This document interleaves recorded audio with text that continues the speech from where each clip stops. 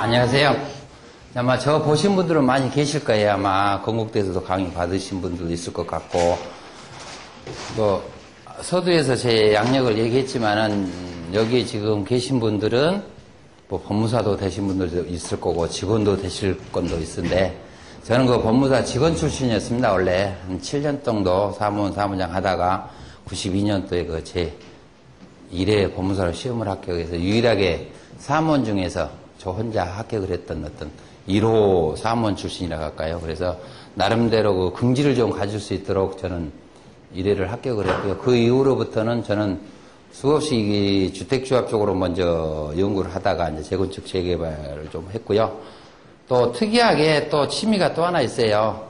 저는 그 프로그램 언어를 좀 공부를 합니다. 그래서 어느 정도 되는 프로그램은 거의 다 짜요, 제가. 그래서 특히 이제 엑셀 같은 속에서 그 비주얼 베이직 같은 데는 프로그램 언어를 넣어서 거의 우리 사무실에 실무를 적용하고 있기 때문에 단체 사건을 이렇게 하는 경우에는 아주 우리 사무실이 매끄럽게 일을 해요. 어떤 에러가 안 터진다는 얘기죠. 내가 너무 내 자랑만 했는 것 같고요. 오늘 그 3시간 동안에 이 정비사업을 다 공부한다는 것은 사실상 어려워요. 제가 조합 설립만 가지고도 3시간 동안 건국대에서 하는 거고, 완료 절차만 해서도 또 개명대에서도 하는 거고, 이렇게 3시간짜리만 가지고도 한 단계도 모자른데, 이 4시간을 가지고 이게 전체적으로 정비사업을 다 한다는 것은 사실상 무리예요. 그래서 오늘은 어쩔 수 없이 여러분들이 큰 틀만 가지고 가시고, 중간에 내가 법무의 얘기는, 교재는 없습니다만은, 잠깐 얘기를 좀 해줄 테니까 좀 메모를 하시고요. 우리가 법무사들을 실무를 하신 분들이 굳이 등기를 잘해서, 송무를 잘해서, 이래서 어깨에 돈을 버는 것보다는 시행 절차를 좀 많이 알아야 돼요. 현장 경험을 좀 많이 알아야 그 경험에 의해 가지고 우리가 법무 업무가 나오는 것이지, 법무 업무가 먼저 나오고 나서 현장에 돌아가는 거 아니에요. 현장에서는 시공사도 나름대로 법무팀도 있고, 정비사업자면 소위 이제 컨설팅이라고 그러죠. 그런데도 나름대로 법무사도 고용하는 데도 있고, 법무법인하고 협약해서 이렇게 하는 데도 있다 보니까, 법무사가 거기서 중간에서 샌드위치 돼서 이렇게 활동하는 경우가 많아요. 그래서 혹시 12월 달 정도 되면은 이제 한 번 더 강의를 해달라고 부탁이 있으니까, 그때는 아마 우리가 시행 절차 속에서 우리 법무 업무가 어떻게 후행적으로 이루어지는가, 선행적으로 사건을 만들어야 된다는 얘기죠. 그래야 우리가 먹을거리가 나올 거 아닙니까? 아무리 머릿속에 지식이 많다 하더라도 내 호주머니가 빈약하면은 살맛이 없잖아요, 지금 솔직히.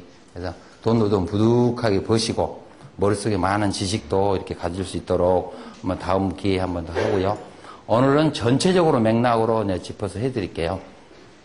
저기 엔스 같은 거 이거를 좀 내리죠. 가깝게 보셔야 글씨를 크게 쓰면은 뒤에서도 그래도 안 보일 것 같아서 내리면은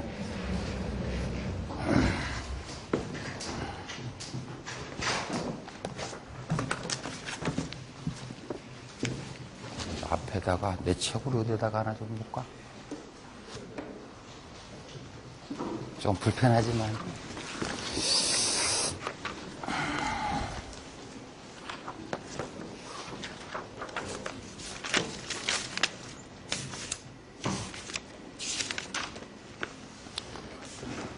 크게 이게 정비사업 하면은 통상적으로 우리가 생각하는 게 재개발, 재건축. 그 다음에 이제 과거에 도심 재개발하고 들어보셨을 거예요. 도심 재개발이 지금 용어는 도시 환경사업이에요. 도시 환경사업. 용어만 바꿔줬고요. 절차는 똑같습니다. 근데 이제 도시 환경사업, 도심 재개발은 크게 우리 업무에 그게 많지를 않으니까 대부분 강공기관, 강공서도에 사업 추진을 해버리기 때문에 크게 우리한테 영향을 안 받는 것 같고요. 재건축, 재개발. 그 다음에 이제 조합이라는 게 도대체 뭔가. 이게 세 가지 속에서 이제 여러분들이 좀 헤매시는 경우가 많아요. 그래서 이제 재건축과 재개발을 기본적으로 구분을 하면은요, 재건축은 사익성입니다. 사익성. 기본적으로 재건축은 사익성이고요. 재개발은 기본적으로 공익성이에요. 그 사업 추진하는 절차 단계가 아예 같은 법에서 지금은 있지만 옛날에는 그래서 주택법에 있었고 재개발은 도시재개발법에 들어갔었던 거죠. 그래서 재개발에 대해서는 공적인 기능이 강하다 보니까 세제 지원이 있는 거고요. 강제로 동의하지 않은 분, 뭐 분양 신청 안 하신 분들한테는 토지 수용을 합니다. 공적 기능이 있기 때문에.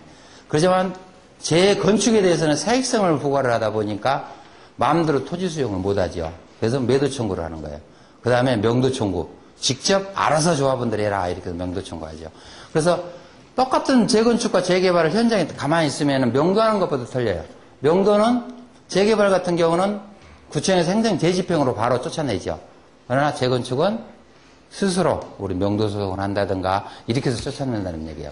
기본적으로 재개발은 공익성, 재건축은 사익성. 추진하는 단계에서도 그 어떤 주택 단지가 어느 정도 극히 불량하지 않고 조금만 불량하다. 그랬을 땐 재건축으로 갑니다. 극히 불량하는 거, 극히 불량해서 공공적 세제 지원이나 공공적으로 어떤 도로 이런 거를 좀 해줘야 되겠다 하는 지역이 있으면 그런 재개발로 가요. 재건축과 재개발을 구분하기가 어려운 게 단독주택들이에요. 지금은 단독주택 300세대가 넘으면 재건축을 우리가 인정하고 있습니다. 근데 거기서 재건축으로 가야 할 건지 재개발로 가야 할지 이제 헷갈리는 거죠. 그래서 그럴 때 구분하는 방법은 그 주거 환경 기준이 아주 극히 열악하다. 그러면 재개발로 가시는 거고요. 어느 정도 양호하다. 그러면 재건축으로 가요. 근데 재건축으로 가는 것과 재개발로 가는 것과 조합원도 좀 틀려요. 재개발과 재건축은 우리 세대수를 몇 프로 지르라는 게 또 규제가 있어요. 우리가 소형평형 의무 비율이 있고, 뭐 임대주택 의무 비율이 있고, 이러다 보니까 재건축이라도 좀 낫다는 거죠. 그래서 극히 양호냐, 보통 양호냐에 따라 왔다 갔다 했을 경우는 대부분 사람들이 재건축으로 가요. 아무래도 수익성이 있기 때문에. 근데 얼핏 보면은 재개발로 가는 거에 나은 것처럼 보여요. 법에서는. 세제 지원도 해주죠. 국공유지 무상량을 하지요. 이러니까. 그렇지만은 실제적으로 재테크하는 개념 쪽에서 봤을 때는 재건축이 낫다. 그래서 여러분들 그 앞에 교재 1쪽과 2쪽에 보면 재개발과 재건축 사업이 이렇게 있는데 얼뜻 보면은 똑같아요. 사업 시행 절차가. 근데 크게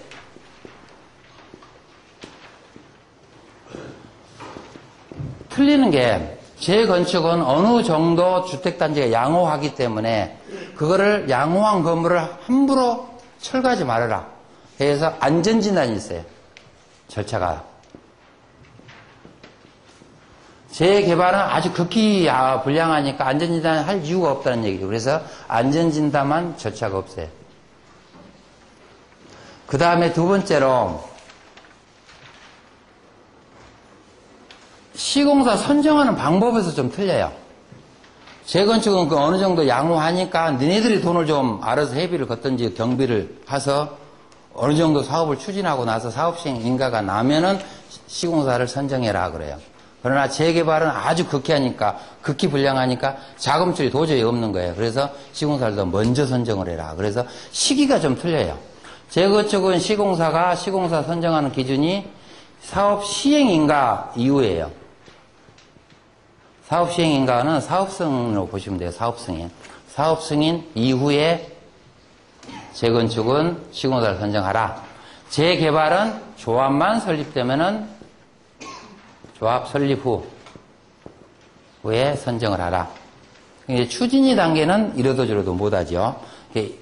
여기에 좀 다릅니다. 그리고 또 시공사의 지위도 재건축은 단순 시공이에요. 단순 시공. 이 시공자의 지위가 단순히 공사업자로만 참여를 해라 이거예요. 공사업자만. 그렇지만은 재개발은 시공사가 조합과 시공사가 공동사업을 해라 해서 공동사업. 여기에서 공동사업주체라는 얘기를 많이 들어보셨을 거예요. 공동사업주체라는 것은 우리 공법상 개념, 우리 도정법에 의해서 공동사업주체라는 용어를 쓰는 거고요. 일반 행정법상으로 봤을 때는 합동재개발이라고 그래요. 합동재개발. 재개발은 현실적으로 자기네들이 스스로 자력재개발이라는 얘기도 들어보셨을 거예요. 뭐 자력재개발, 뭐 수복재개발 있는데 자력재개발이라는 것은 시공사, 여기 재건축과 같이 스스로 자기네들이 한다는 얘기죠. 그러나 자력재개발은 전국에서 없다. 자금 관계가 이런 게 있기 때문에 벌써부터 주무시네요. 재미가 없으니까 벌써부터 주무셔. 이렇게 달라지는 거고요. 그 다음에 이제 강제 조치가 틀립니다. 강제 조치. 동의하지 않는 자를 어떻게 처리할 거냐는 얘기예요. 강제 조치. 재건축에 대해서는 이제 동의 안 하면은 매도 청구하죠. 이 매도 청구는 법률에 따라서 우리 법원에다 이제 매도 청구를 하죠. 사인 간의 매도 청구는 안 되고요. 물론 이제 협의만 되면 그건 이제 매매 계약이 될 거고요. 재개발은 토지 수용을 합니다. 이해가 좀 되실 거예요. 공법상 개념으로 아니요. 공공성을 이용을 하니까요. 그 다음에 조합원 지위도 다릅니다. 조합원 지위도. 재건축은 필수적으로 동의 요건이에요. 재건축 사업에 우리가 꼭 동의를 해야만이 조합원 자격이 돼요. 그러나 재개발은 당연조합원이에요. 당연조합원. 무조건 내가 소유권, 토지 또는 건물 또는 지상권만 가지고 있으면 무조건 조합원으로 간주해요. 그래서 구분하기 위해서 이런 동의조합원, 재건축에서는 동의조합원, 재개발에서는 간주조합원, 아니 당연조합원 이렇게 해서 풀이를 합니다. 그래서 서로 좀 구분하시면 되고요. 그 다음에 절차는 거의 이제 똑같아요. 대부분 다 똑같죠. 여기서 이주 문제가 좀 있죠. 이주. 명도를 할 때 명도 철거 이주. 재건축은 스스로 해야 돼요. 스스로. 그러나 재개발은 행정대 집행. 행정집행. 이게 틀리다는 거예요. 이게 개념적으로 절차는 비슷하게 나가나 세부적으로 보면은 이렇게 안전진단이 있고 없고 그 안전진단 안에 절차는 다 똑같습니다. 앞에 이제 재건축 하기 전에 기본계획을 설정을 하고 플러스 구역 지정을 하는데요. 이거는 똑같아요. 재건축이나 재개발이나 똑같이 진행이 됩니다. 그거는. 근데 그 다음 이후 안전진단부터 시작해서 이렇게 달라진다. 이렇게 해서 이해를 하시면은 재건축과 재개발에 일단은 좀 구분이 될 겁니다. 그 다음에 이제 3쪽 4쪽에 이제 사업별 비교 이건 다 읽어보시고요.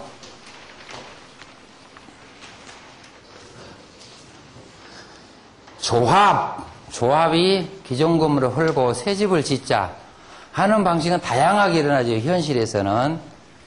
근데 이제 우리 여기서 등기 실무하는 법무 실무를 하신 분들은 법이 여러 가지 존재를 하니까 여기서 좀 개념을 못 잡은 경우가 많이 있습니다. 그래서 그거를 한번 내가 설명을 해 드릴게요. 자, 건축법에 의해서 하는 방법도 있고, 뭐 주택법에 의해서 하는 방법도 있고, 아니면 이제 우리 도정법에 의해서 하는 방법도 있는데요. 일단 이 조합 그러면은 뭐 크게 우리가 나누면은 첫째 민법상 조합이 나오죠. 민법상 조합. 우리가 뭐 민법 600 몇 조 이하 쪽으로 가면은 민법상 조합이 나오고요. 그 다음에 법인 아닌 사단, 비법인 사단 얘기 들어보셨을 거예요. 비사단. 3. 법인. 이렇게 세 개로, 일단 조합 그러면 세 개로 나옵니다. 일단은. 그래서 민법상 조합, 이게 그야말로 건축법에 따라서 해요. 비법인 사단, 주택법이죠. 이 주택법에서는 또 나눠지죠. 우리가 지역조합, 직장조합, 리모델링 조합, 뭐 임대주택 조합, 이렇게 세 개로 나눠지죠. 이런 조합들은 인가의 대상이지만은 등기는 못하는 거예요. 어떠한 방식으로든 등기를 못하게 되어 있죠. 법인화 되지를 않았기 때문에. 그 다음에 이제 법인, 우리의 재개발, 재건축, 도시환경사업, 그 다음에 시장 재건축, 아니 시장 정비사업, 이런 것은 필수적으로 설립인가가 받으면은 그 다음에 등기를 하도록 해놨어요. 그래서 이렇게 세 가지로 나눈 거죠. 그 현장에서 이렇게 나누는, 여기를 구분해서 하는 방법이 있습니다. 이게 왜 굳이 이렇게 나눠지느냐 하는 얘기인데요. 건축법에서는요, 19세대, 20세대가 넘어지게 되면 건축법을 적용을 못해요. 공동주택 19세대까지는 건축법의 허가사항이고요. 19세대가 일단 넘어지게 되면은 주택법을 먼저 적용을 받게 되고요. 주택법에서도 또 하기 어려우면은 이제 도정법. 신축 세대가 20세대 넘어지고 기존의 소유자들이, 기존 건물의 소유자들이 있다. 이랬을 때는 도정법으로 또 하게 돼 있어요. 그러다 보니까 현장에서 쪼개기를 하는 거예요. 쪼개기. 땅을 구획을 해요. 연립주택 같은 경우도 A단지, B단지, C단지, D단지가 이렇게 있는데 그걸 하나로 하면은 도정법 적용을 받아야 돼요. 도정법 적용을 받으면은 불리한 게 안전진단이 있어요. 안전진단 절차가 있고 뭐 구역지정 이런 것이 있기 때문에 그런 소규모 연립주택을 4개 단지로 아예 쪼개버리는 거죠. 그래서 전부 다 19세대 미만으로 해서 각각 건축허가를 맞습니다. 각각. 뭐 우리 현실에서 그런 게 많이 나와요. 그래서 수도권 같은 데는 그런 경우가 많죠. 그래서 그럴 때는 이 건축법 적용을 받아서 한다. 그 다음에 이제 주택법을 하는 것은 그야말로 토지주 소유자들입니다. 토지주 소유자, 단독주택 몇 명이서 이렇게 모아서 아예 사전에 이게 건축을 헐어버리는 거죠. 헐어버리고 그 소유자들이 이제 주상복합을 한다든가 아파트를 지은다든가 이렇게 해서 지주공동사업을 하는 거예요. 그래서 지주공동사업 하면은 저 주택법조합에서 하는구나. 근데 그 지주공동사업은 여기에 해당되지 않는 임의조합이라는 얘기예요. 여기는 다 인가 대상들이죠. 여기는 인가. 여기는 비인가. 그러나 임의조합, 지주공동사업으로 하려면은 지주들이 전원 합의에 의해서만 해야 되니까 그런 애로사항을 피하기 위해서 우리 실무에서 신탁 개념을 이용을 해서 신탁 등기를 해서 그 단체명으로 신탁 등기를 하고 실제적으로 사업 주체는 그 구성원이 조합원명으로 다 들어가게 되죠. 그래서 소유권을 일체화돼서 관리를 하고 있기 때문에 나중에 준공도 떨어져서 등기하는데 큰 지장이 없이 이루어진다는 거예요.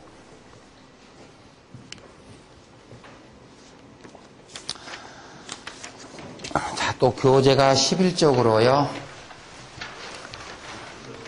제가 너무 빨리 안 가요. 시간이 쫓기기 때문에 제가 좀 상당히 빨리 할 수밖에 없어요, 지금요.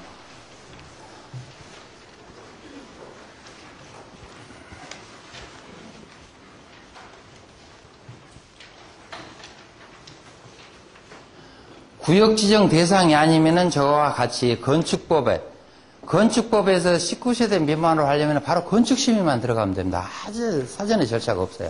여기서 철거를 해버리니까. 그러니까 아무래도 절차가 간이하겠죠. 그래서 열집들이 쪼개기 하는 거고, 단독주택들이 2집, 3집 모아서 19세대 미만으로 하는 거고, 뭐 10집, 20집 모아서 하려면 주택법 적용을 받아야 된다든가, 300세대가 넘어져 버리면 도정법을 받아야 된다든가 이런 제약 규정이 있어요.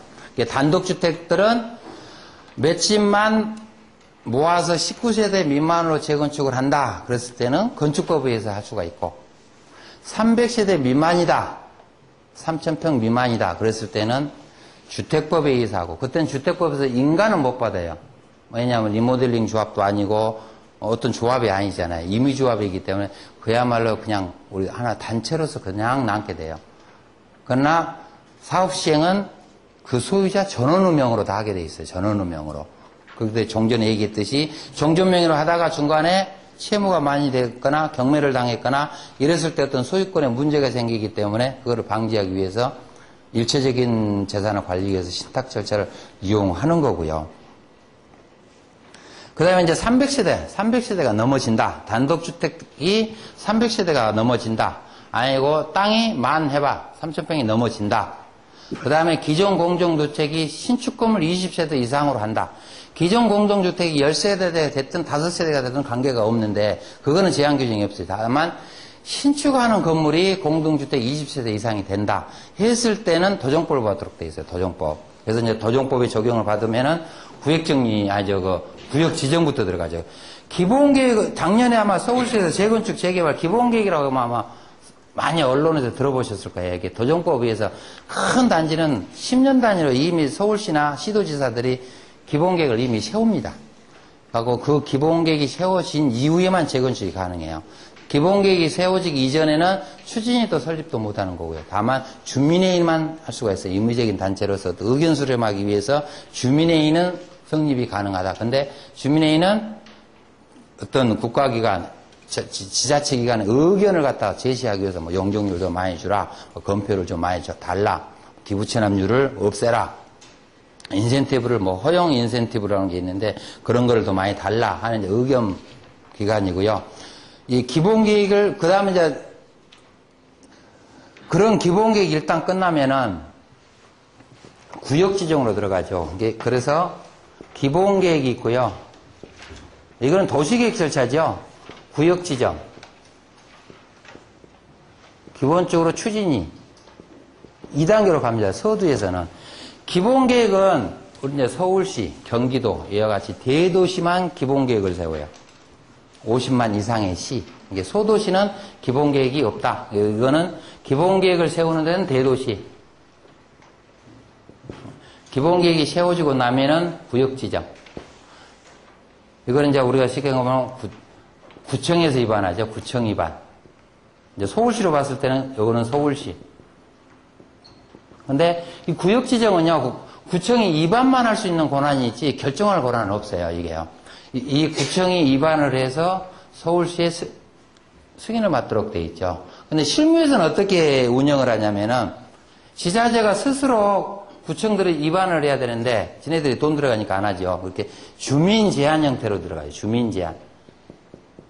지금 아마 내년부터도 이 주민 제한이 없어질 거예요. 이게요. 국가에서 지자체에 당연할 의무인데도 불구하고 니네들이 안 하니까 주민들이 스스로 돈을 걷어서 이렇게 위반을 하다 보니까 비리가 생긴다 해서 아마 규제기관에서도 말이 나와가지고 내년부터는 아마 법이 이제 개정이 될 겁니다. 아마 주민 제한은 없어진다. 주민 제한이 없어지면은요, 일반 우리 국민들의 입장에서는 더 좋다고 볼 수는 없죠. 나는 바빠 죽겠고 빨리 재건축 재개발 해야 되겠는데 구청에서 위반 안 하면 뭐 이러도 저러도 못 하잖아요. 그래서 이제 그건 어떻게 바뀔지 모르고요. 그래서 기본 계획이 없는 데는 바로 구역 지정. 기본 계획이 있는 데는 구역 지정 절차가 들어가요. 구역 지정이 생기고 나면은 구역 지정 결정고시가 되면은 이제 그야말로 땅 소유자들이 모여서 추진위원회를 구성을 합니다. 추진위원회 구성.